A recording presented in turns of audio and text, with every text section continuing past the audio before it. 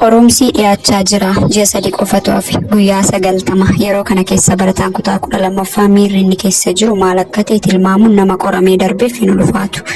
Hiriyoota keessan warra qayyabatanii walumatti xumura bira gaansan ni yaadattu. Ana qofatu duubatti hafee, ana qofatu qorumsa kana kufuuf jira.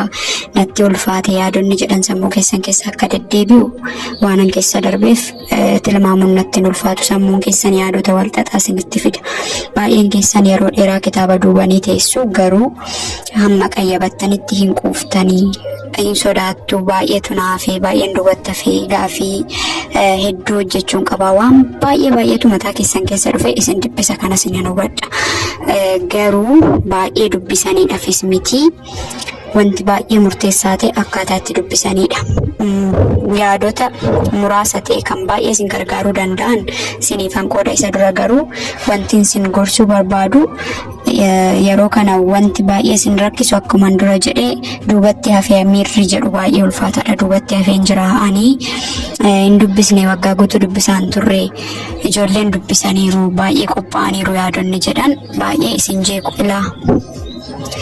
Hammi qophii namaa qorumsa hojjechuudhaaf baay'ee murteessaadha. Warri sirriitti qophaa'an beekamaadha qorumsa sirriitti ni hojjetu. Garuu waggaa guutuu warra qophaa'an qixa ji'a 3 keessatti hojjechuunis ni danda'ama. Maaliif taphni hammam dubbisanii osoo hin taane akkamitti dubbisaniidhaanidha jechuudha kan furamu. Kanaaf ijoollee ji'a 3 ji'a 2 keessatti dubbisneet qorumsa 500 ol 400 ol finnee jedhan baay'ee ni dhageenya dhugaadhas. Kanaaf isinis kana booda har'a yoon jalqabe nan danda'a yaada jedhu akka of bira keessanan barbaada jechuudha. Kana gaa ammaa yeroon gubate duubatti deebisuun hin danda'amu. Garuu har'arraa kaasee namni tokko kutannoo fi cimina guddaa ta'een yoo of qopheesse bakka ijoolleen waggaa guutuu qo'atan waggaa guutuu qophaa'an gahan kamuu gahuun ni danda'ama jechuudha.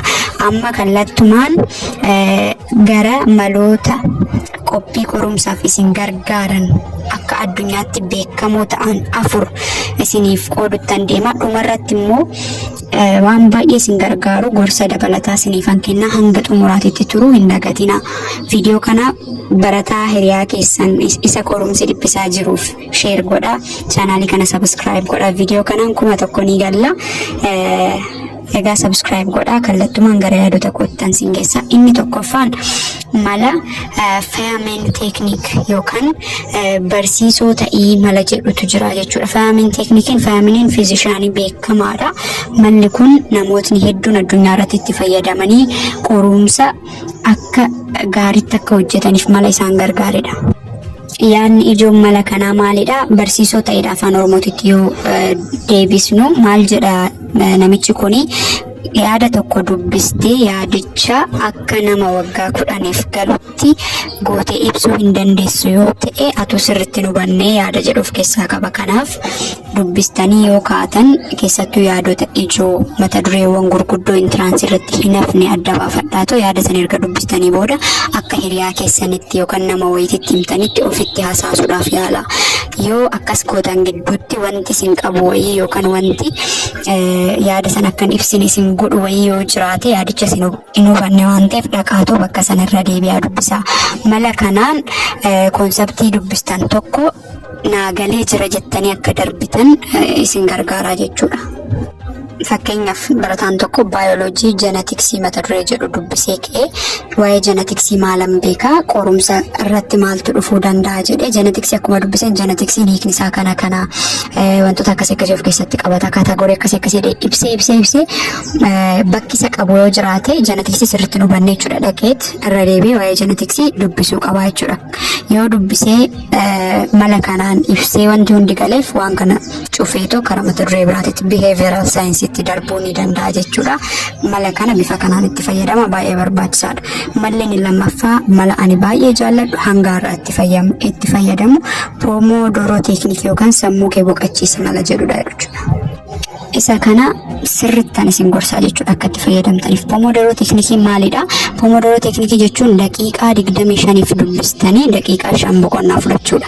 Sammuun namaa ilaa sa'aatii dheeraa baratan tokko sa'aatii 3 osoo teessorraa waliin ka'in dubbisaa jechuudha. Maaf yeroo keessan gubdu? Sammuun keessan yoo baay'ate daqiiqaa 40 xiyyeeffannoodhaan turuu danda'a.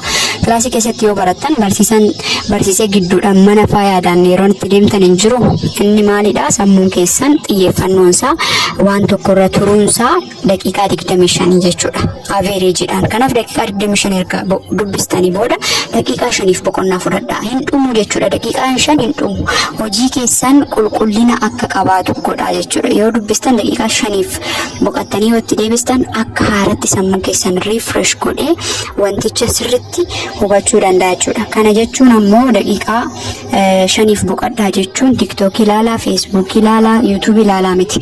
Yoo boqottan yookaan ka'aatoo bishaan dhugaa deddeemaa namni yoo mana keessa jiraate nama isaan waliin haasa'a. TikTok ilaaluun rakkoo biraati jechuudha boqochuu miti.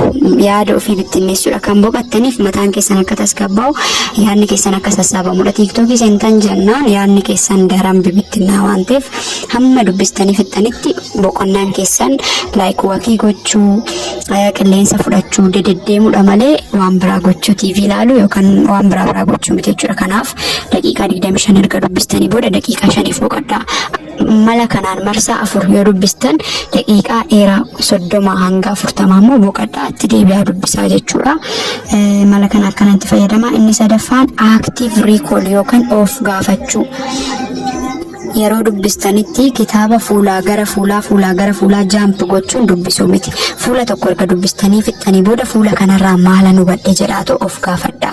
Mata duree kanarraa maala nu badhe maaltu naa gale jedhaatu of gaafadhaa. Gaafii ofii qopheessaa.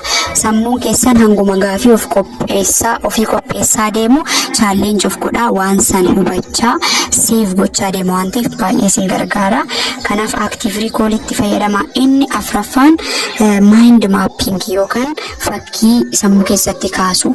Ilaa sammuun keenya barreeffamaa konseptii yaadota dubbifamanii ol visual wanta ta'e ni jaallata jechuudha. Fakkeenyaaf herreega barsiisaan kilaasii keessatti yeroo isin barsiisu isa foormulaa afaaniin kana jechuun kana tiyooramiin kun jedherra rog-sadee tokko kaasee yookaan rog-afree tokko kaasee bal'inni iskuweerii kanaa rogni tokko 4 yoo ta'e rogni karanaa immoo 4 yoo ta'e 4/4 bal'inni iskuweerii kanaa 16. Like fakkii ishee san yaadattanii foormulaa yaadachuu dandeessu jechuudha. Kun maal agarsiisa?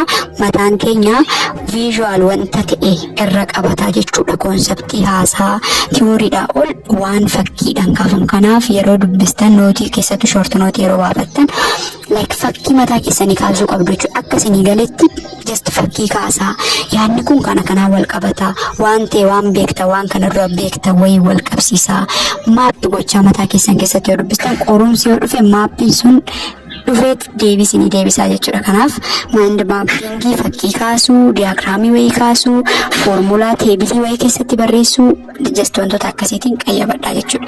Maloota arfan fixeen jira. Isa dhumaa gorsa siniif qabu siniin jedhan siniif qoodaa hanga dhumaatitti namni tureen argata jechuudha. Gorsi dhumaa akka dabalataatitti ani sinii kennu.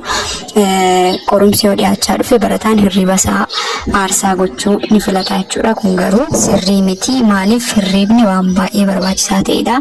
Waan dubbisne saniyyuu mataan keenya seef akka nuuf godhuuf karaan inni guddaan hirribaa jechuudha. Galgala dubbistanii yoo bultan yoo raftan hirriba gahaa yoo argattan hammi waan kaleessa dubbistan yaadachuu keessanii guddaadha. Kanaaf hirriba keessan yoo xiqqaate sa'aatii 6 gadi akka hin rafne jechuudha. Maaliif hin fayyadamtu miidhamtanii.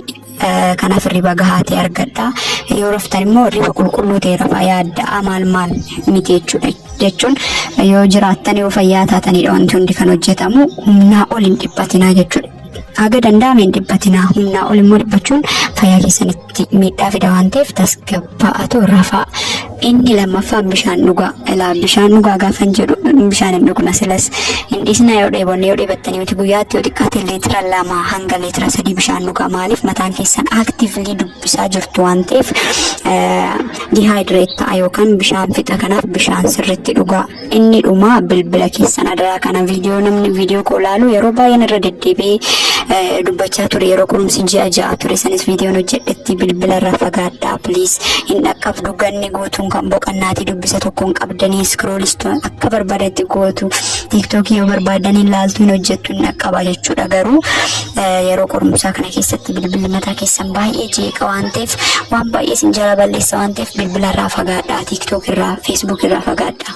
Chaanaaliin ammatti isin barbaachisu YouTube fi Telegram qofadha. YouTube viidiyoo barnootaa irraa ilaaluudhaaf, Telegram biiroo barnootni Oromiyaa yookaan ministeerri barnootaa waan qormaata wal qabatee akka gallakkisuuf wantoota akkasiitiin ala isin barbaachisu jechuudha. Jireenya keessan irratti waan importanti ta'e wayii isin dabaluun qabu waan ta'eef please TikTok fi Facebook fi Instagram social media irraa fagaadhaa. Tasgabbaa barnoota keessan dubbisa. Har'arraa yoo jalqabdan wanti hunduu ni danda'ama. Jabaadhaa, dubbisaa, yaada qabdan comment irratti na barreessaa. Chaanaalii kana subscribe godhaa. Hanga qorumsi dhuma hanga guyyaa qorumsa dhumaatitti yaadota isin ijaaran, yaadota isin jajjabeessan akkasii isiniif qabadheen dhufa. Gaaffii saga danda'ame isiniif hojjechuudhaaf nan yaala. Kanaaf viidiyoo kana share godhaa, like godhaa, chaanaalii kana subscribe godhaa. Maatii ta'a, galatooma.